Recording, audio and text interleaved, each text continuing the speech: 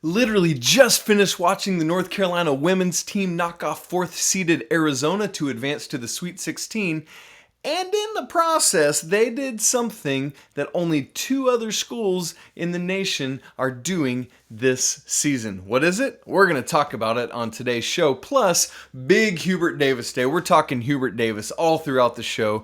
Plus, it's Tuesday, so we got Tuesday trivia coming at you. All of that on today's episode of Locked On Tar Heels. You are Locked On Tar Heels, your daily podcast on the UNC Tar Heels, part of the Locked On Podcast Network, your team every day. Hey there, it's Tuesday, March 22nd, 2022. Welcome into the Locked On Tar Heels podcast, part of the Locked On Podcast Network. I'm your host, Isaac Shade, beat writer for Sports Illustrated's North Carolina site, and I want to thank you for making Locked On Tar Heels your first listen every single day. And if you're watching on YouTube, what's up? Thank you for making Locked On Tar Heels your first watch every single day. Don't forget that the show is free and available wherever you get podcasts. Today's episode of Locked On Tar Heels is brought to you by StatHero. StatHero is reshaping the way you play fantasy sports. Dozens of house-based games to play daily. No funky props, it's just your skill versus the lineups that you choose. So sign up today at stathero.com/lockedon. Well, I have to start today by thanking everyone out there that's tuning in. This is the 17th show on YouTube. We're just over into our 4th week of the show being on YouTube, and yesterday on Monday we crossed over into 500 subscribers, so thank you. And in fact, it didn't stop there, it just rolled right on into 600 subscribers. So for those of you that are dialing in, tuning in, checking in, thank you so much. Yesterday was the biggest audio downloaded day in the history of the show. Thank you. And if you're new here, we're so glad you're here. Welcome in. You picked a great day to be here. We're celebrating everything the Tar Heels got going on. We got some trivia. We're going to talk all about Hubert Davis. It's a great day to be diving into the show, and I want to welcome you here. And while we're talking about fun stuff going on, I want to tease for you 2 things that are coming up this week. On tomorrow's show, we are interviewing a current men's basketball player's parent. And that is none other than Miss Carla Black. That's Leaky Black's mom, is going to be on the show tomorrow. We're spending the entire time talking to her about everything going on with the Tar Heels, about the crazy Baylor win, what the season's been like, and what we're looking forward to this weekend in Philly. And then on Thursday's show, we got another interview. It's with a 2005 national champion, a former Dallas Cowboy. We're talking to Tar Heel Jesse Hawley. He's going to be on the show all day Thursday. He was in the building this past weekend for the games, and so he's going to be a great person to talk to about everything that the team is going through right now. So really excited for those interviews and just want to get you prepped and primed for that. All right, it's Tuesday, and on Tuesdays we do trivia, and here it is. 11 Tar Heels in the history of the program have scored 200 or more points in their NCAA tournament career. So however many NCAA tournament games they played as a Tar Heel, they've combined scored 200 or more points. There's 11 of them. I'm going to give you the answer at the very end of the show, so stay tuned for that. And I'll give you one hint. The number 1 person on this list is light years ahead of everybody else, and then everybody else is clumped all together. So again, the answer coming up at the end of today's show. I buried the lead too long. The North Carolina women just went into the McHale Center in Arizona. By the way, if you're not aware of this, in the first 2 rounds of the women's tournament, they actually play at the home venue of the higher seed, the higher ranked team. So that's why they had to go to Arizona. But you know what? It didn't even matter. The women came out with a 63-45, 18-point victory. Coach Courtney Banghart's team is doing work.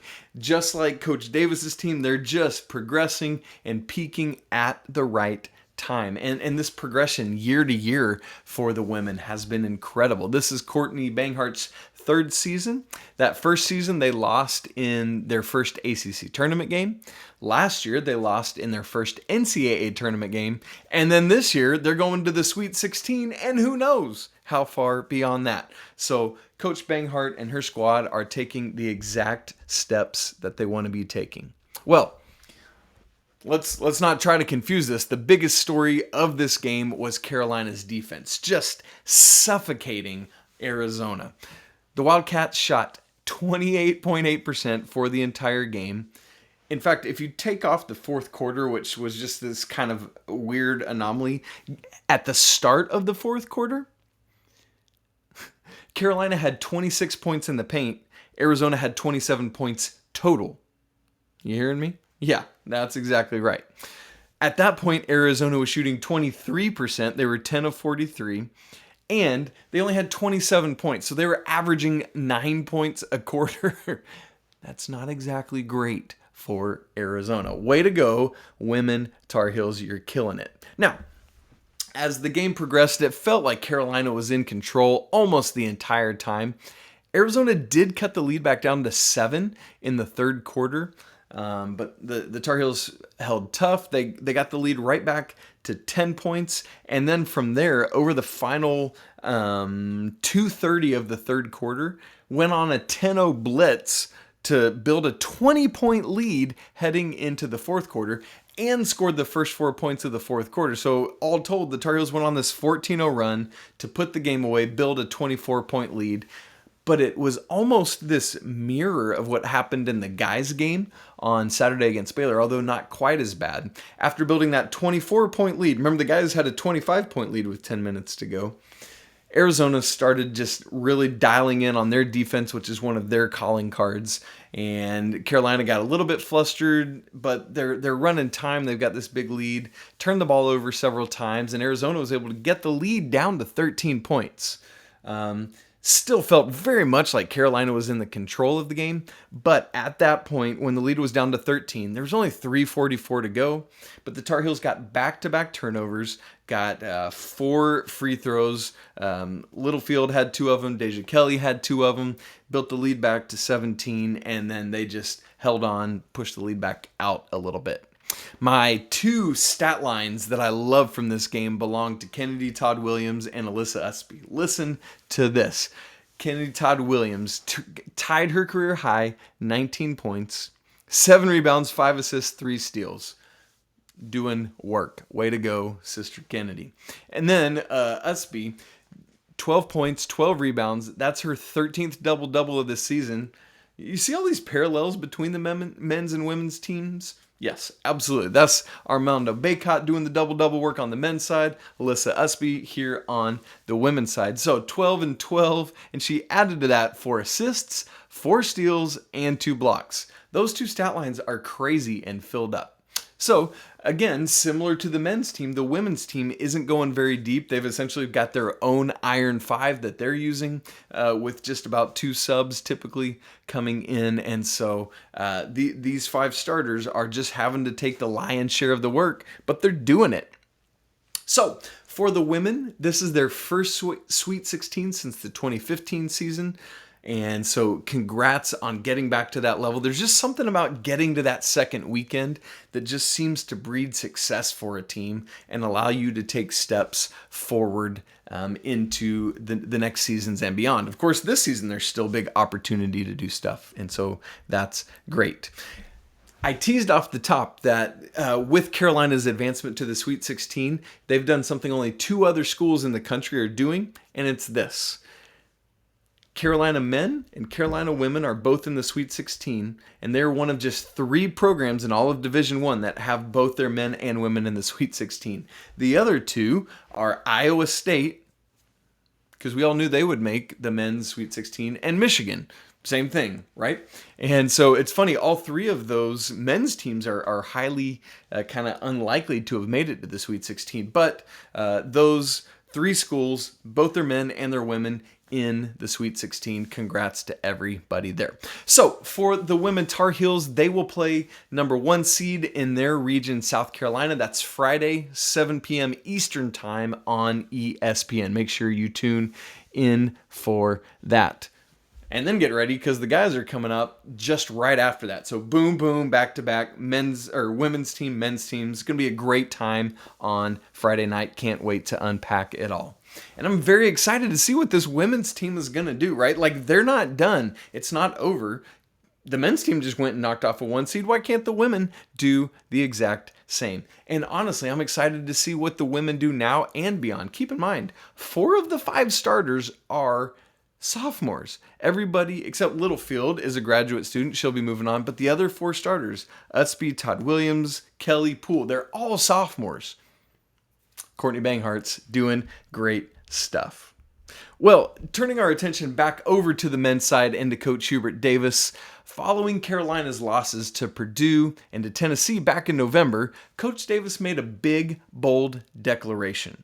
4 months later, his team is finally embodying that promise. What was it? We're going to talk about it in just a moment, but first, let me tell you about StatHero.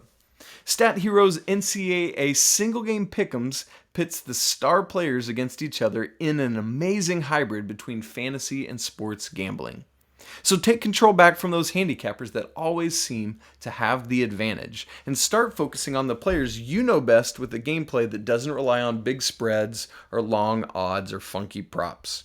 StatHero gives you the advantage, resulting in the gamers winning 4 times more often. Why? Because StatHero eliminates the mystery about who or what it is you're going up against. Addition to that, they have all these lineups that you can pick from, and then you choose your own lineup of who you want to go up against that lineup, and you're ready to go. Just simple, sleek, easy, takes a couple minutes, and you're off and running. And that's the way daily fantasy was meant to be. So that is the easiest, the fastest way to help you get your daily sports action fix. So if you sign up for free right now at stathero.com/lockedon and then use promo code lockedon, you will get a 100% deposit match. Again, that's stathero.com/lockedon and use promo code LOCKEDON for a 100% deposit match. Terms and conditions apply. Well, as always, I want to thank you for making Locked On Tar Heels your first listen and first watch every single day.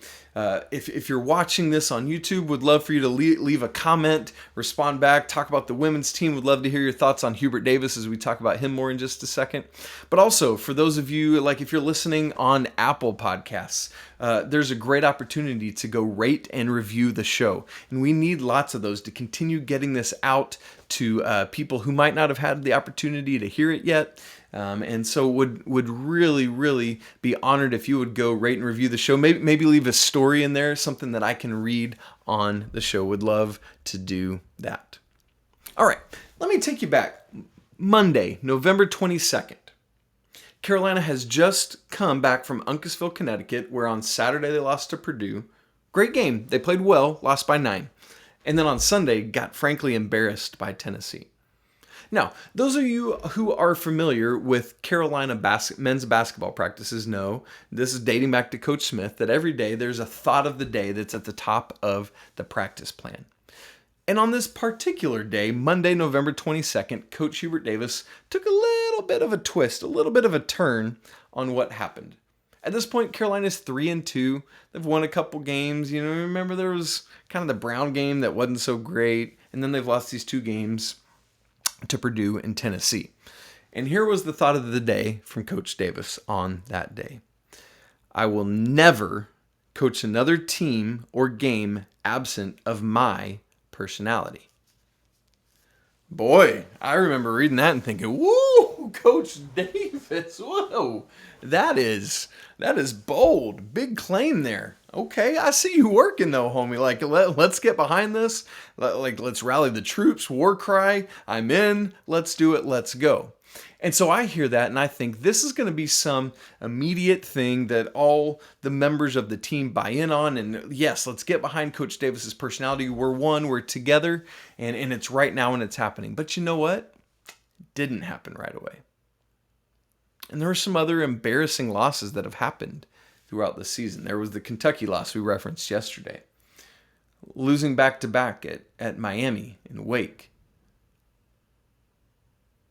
But things changed after that. Yeah, there was the loss to Pittsburgh. Yeah, there was the loss to Virginia Tech in the ACC semifinals. But after that Wake game, the team got together and more or less decided that what they had heard that day from Coach Davis, it was time. We can't keep messing around, playing around, trying to look out for our names or our stats or whatever it is.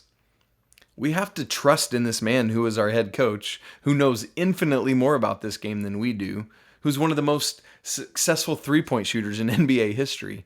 He's got a plan for us and has put this team together. We should probably buy into that. And they did.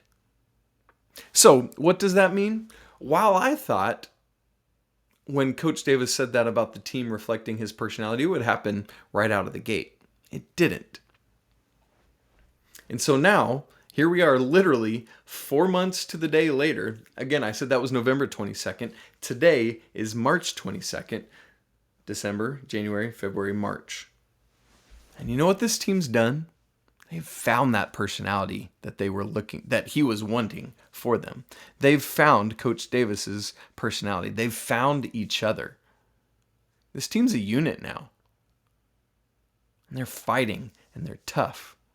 Just like we talked about yesterday, hashtag Tar Heel tough. But they have their coach's personality built in. You see it in the way they are scrapping. Remember yesterday, I used the phrase that somebody else had said to me. This team knows how to fight, but they don't fight. Meaning, they know how to get in and be tough and get in there without having to pick a fight like we've seen some other teams do, try to do anyway, to the Tar Heels. And honestly, if we had stopped and thought logically, I don't think I would have expected Coach Davis's declaration that I'll never coach another game or team without my personality. There's no way it was going to happen right away, right? Like, you can't make an overnight shift like that because you have to figure out what that means for you. And that's what this team has been working on doing. And so by taking on his personality, I don't just mean, oh, this team can really shoot because that's what Coach Davis did well. Absolutely, they can shoot well. One of the best shooting teams in Carolina history. Like, not just anecdotally, like statistically, they are. I mean the toughness. I mean the willingness to fight and stand up. You remember at the Marquette game as things were getting chippy, Coach Davis is egging on the bench saying, yes, I love this fight. And so when he says I want them to have my personality, I want them to have my tough demeanor. Remember, Coach Davis is an incredibly nice man, but he's not just this fluffy marshmallow that everybody might think he is. The dude is tough and he will stick his nose in. This is the willingness to be connected to one another as a defensive unit, as a team that is finding each other and assisting over 80% of their made baskets like they did this weekend. And I also don't just, when I say Coach Davis's personality, I'm not just talking about the backcourt. Listen to this quote. You might have seen this from Jay Billis recently. It says this: going the whole season and playing the way he wants them to play, he being Hubert Davis, they're seeing the benefit of that now. How could you not want to play that way if you're a skilled shooting guard, point guard, big guy? How could you not want to play that way if you're a skilled big guy? That's what Jay Billis said. So it doesn't matter if you're a guard like Coach Davis or a big man. You see what Armando Bacot's doing? How is any big man in the country not wanting to come and replicate that in Chapel Hill in seasons forward, or recruits who are in high school now?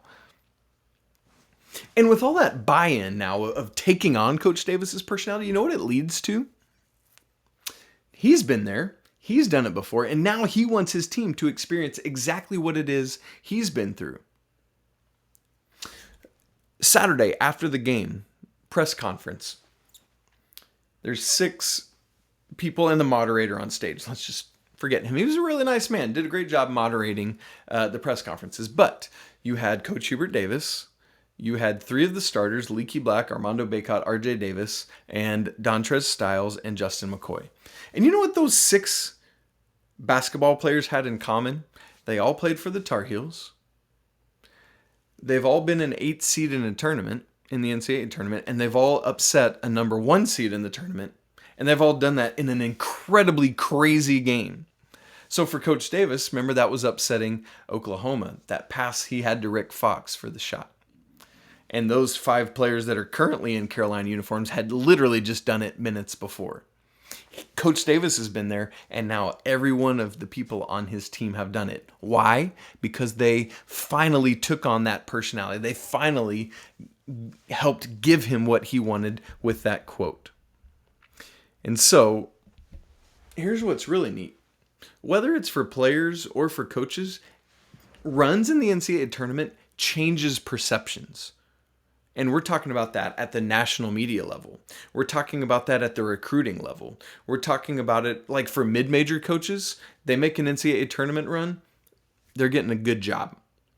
For a player who was maybe lower on NBA draft boards, a great tournament run, you're shooting right up that thing. And so what I love is that people are finally beginning to see what a lot of us have seen all season long, right? Is that Coach Davis is a phenomenal coach, and this team is growing, and they're finding that personality. And now, at the moment when you want to peak, they're peaking. It's not like the school a couple miles down the road who peaked earlier in the season, and now they're just treading water, spinning their tires, trying to hold on for dear life and get Coach K that national championship before he leaves. It ain't happening. This Carolina team, they can do it. We're going to have to wait and see. So, what does this new Coach Davis personality that the team has taken on lead to in terms of on-court success? I'll answer that question in just a minute as we kind of start to wrap up the day. But first, I want to tell you about BetOnline. It's that time of year again as college basketball's big tournament is finally upon us. So from all the latest odds, contests, and player props, betonline.net is the #1 source for all your sports betting needs and info. BetOnline remains the best spot for all your sports scores, podcasts, and news this season. And it's not just basketball. BetOnline is your continued source for all your sports wagering information needs, including live betting and your favorite Vegas casino games. So, head to the website today or use your mobile device to learn more about all the trends in action. BetOnline, where the game starts. So, when we think more about this personality, we've been talking about it kind of philosophically, what does it mean to take on this Coach Davis personality? But how was it translated to the court recently? Well, for me, that has to start on the defensive end. We so often think specifically about Leaky Black and all the lockdown job he's done this year. He talked last week about, he's done a solid job with that all year, but it's really just been last month where it's clicked, and game in and game out, he is locking down team's best player or players as needed. But the defensive improvement is not just Leaky Black, although that's a huge key, a huge cog in that wheel. It's the whole team looking more connected. You're seeing, to the eye test, when you watch this team, you're seeing the guards stay in front of penetration better. You're seeing more help defense. You're just seeing a team that understands each other more as they get their roles and are more connected. It's just grown over the course of a season. That's what things do. Let's look at some of the analytical data. When you look at KenPom, which is one of the most just widely accepted analytical college basketball websites, if you're not familiar with it, you should go check it out. It's pretty great. For a lot of the season, Carolina's defensive efficiency has been hovering in the 80s, and we're not talking about Purdue range where you're up at 100, but it's not been great. I checked literally right before we started recording, and as of today, Carolina's defensive efficiency is 42nd now in the nation. Now, that's not top 10 or perfect, but you've cut that number in half from the 80s to 42. And so they're just slowly working their way up, and you love to see that. This defensive unit is more cohesive. Yes, there are going to be some fouls. Yes, Puff Johnson comes in and is pretty foul prone in what he does. But think about the job Armando Bacot did against Baylor. He had 4 fouls for all of overtime and about the last 5 minutes of regulation, and he stayed in the game. They're learning how to guard without fouling, despite what the refs said on Saturday. It's happening. Is everything perfect? Absolutely not. Hear me not saying that. But things are infinitely better than they had been. And so much of it is that it's the offense getting the attention because of the crazy assist numbers, because of how Caleb Love shot against Marquette, because of how RJ Davis shot against Baylor, because of how Brady Manek is shooting against everybody under the sun. It's just the offense is doing so much. They're unlocking themselves too. But you know what leads to that offense happening is defensive execution and cohesion.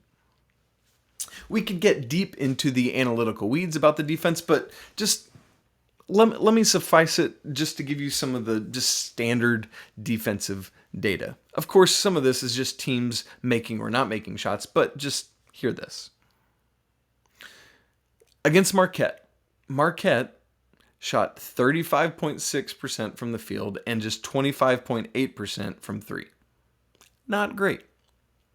Baylor, Saturday, 34.6% from the field, lower for the game, and 24.3% from three, lower for the game. So you thought Marquette didn't shoot well? Baylor shot worse from the field and from three than Marquette did. And so you take both of those games and smash it together. This is just something that we haven't been looking at. Combined, Marquette and Baylor shot 54 for 154 from the field. That's 35.1%. And 17 of 68 from three. That's just 25%. Now, teams are going to hit shots. That's going to happen. But if you're holding two tournament teams, both under 40% shooting for the game and under 30% from three for the game, you're going to win a lot of basketball games. And you know why? Because some days the shots don't fall, but defense travels. And if you're able to hold teams beneath what they can do, you're going to win a lot of basketball games. And so that's what continues to give Carolina hope as you look forward to UCLA. And we're obviously going to preview that more throughout the week. There's a lot that's happening there. And so as we looked back at the Baylor game and at the Marquette game, we talked so much about offense, but haven't really spent enough time on the D, and I think we ought to. It's time to recognize this Carolina defense is taking on the personality of their coach who wants them to buy in and fight. Another part of that, one of the things, I talked yesterday, and probably a lot of you listening or watching felt this too, that as the Baylor game went to overtime, remember I said, I was like, if this game goes to overtime, Carolina can't win. They won't win. Not that they can't. I shouldn't say that. I said they won't. I didn't think they would. But something was Carolina's defensive intensity and how, yes, Baylor had made this incredible run to get over the course of the final 10 minutes to get this 25-point margin down to 0. But you know what that takes, doing all that hard work, pressing, having to do all that for so long? You're gassed. You're wasted. And so I don't think many of us have taken enough time to point out just how much of a factor Carolina's defense was in overtime and just how much of a factor Baylor's being gassed was in overtime. They shot 1 for 11 in those 5 minutes. Yeah, they made one field goal in their 11 attempts. It kind of think similarly, you'll be able to flip it and look at the Carolina perspective. Go back to 2008 in the Final Four. That's when Carolina got run by Kansas. You remember that game? Where, who's Cole Aldrich coming out of nowhere? And ultimately, Kansas went on to win the national championship over Memphis. That was the year that the Final Four was all 4 number 1 seeds. Crazy, right? Awesome. Kansas led by 28 points in the first half of that game. I don't know if you remember that margin was that deep, but it was. But in the second half, Carolina cut the lead to 4. And then a couple minutes later, they cut the lead to 5 with Danny Green pulling up for 3. If that 3 goes, the Tar Heels are down by just 2 points in the kind of later parts of the second half with a real shot to win. But they had worked so long and so hard to get back in that game that they were done. They were gassed, and then Kansas was able to push the lead back out. And so, That's a big part of what Carolina's defense had done to Baylor, and as Baylor had to make that run, they just expended all their energy, I think, and didn't have much of anything left in the tank for overtime. Now, speaking of Hubert Davis's personality one more time, I finally had a chance to go back and watch the broadcast of the Baylor game for the first. I'd only seen it live and in person at the arena. I hadn't watched the broadcast. We're talking Brady Manek again here.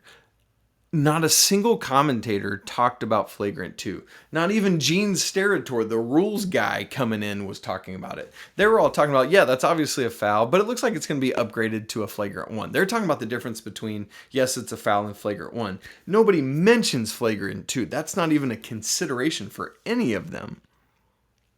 Oh, it's definitely a foul, but they'll upgrade it to flagrant 1. Yeah.